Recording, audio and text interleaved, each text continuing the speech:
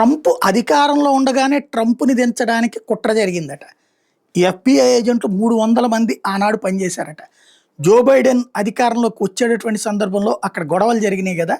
ఆ గొడవల వెనకాల ఉన్నటువంటిది ఎవరయ్యా అంటే ఎఫ్‌బీఐ ఏజెంట్లు.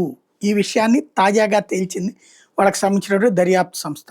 300 మంది ఎఫ్‌బీఐ ఏజెంట్లు ప్రజల్ని రెచ్చగొట్టారు. ట్రంప్ మనుషుల్లో దూరిపోయి వాళ్ళని రెచ్చగొట్టి వాళ్ళు గొడవలకెళ్ళేటట్టు చేశారు. తద్వారా హింసాకాండకి పాల్పడింది జనమైనా వాళ్ళని నడిపించింది 300 మంది ఎఫ్‌బీఐ ఏజెంట్లు అన్నటువంటి విషయాన్ని తాజాగా నిగ్గు తేల్చారు. ఇప్పుడు ట్రంప్ మళ్ళీ అధికారంలోకి రావడంతో ఇది సాధ్యమైంది. అప్పట్లోనే ట్రంప్ ఆ పని చేసినందుకు ట్రంప్‌ని నేరస్తుడిగా ధృవీకరించి న్యాయస్థానం అతని శిక్ష కూడా వేస్తామని ప్రకటించింది. ఈలోపు ట్రంప్ అధ్యక్షుడు అయ్యేటప్పటికి అధ్యక్ష హోదాలో ఉన్నప్పుడు శిక్ష వేయకూడదు అన్నటువంటి నిబంధన కారణంగా ఆగిపోయారు.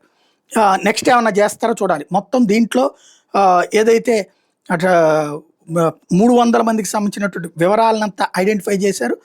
వీళ్ళందరికీ సంబంధించి యాక్షన్ తీసుకోబోతున్నారట.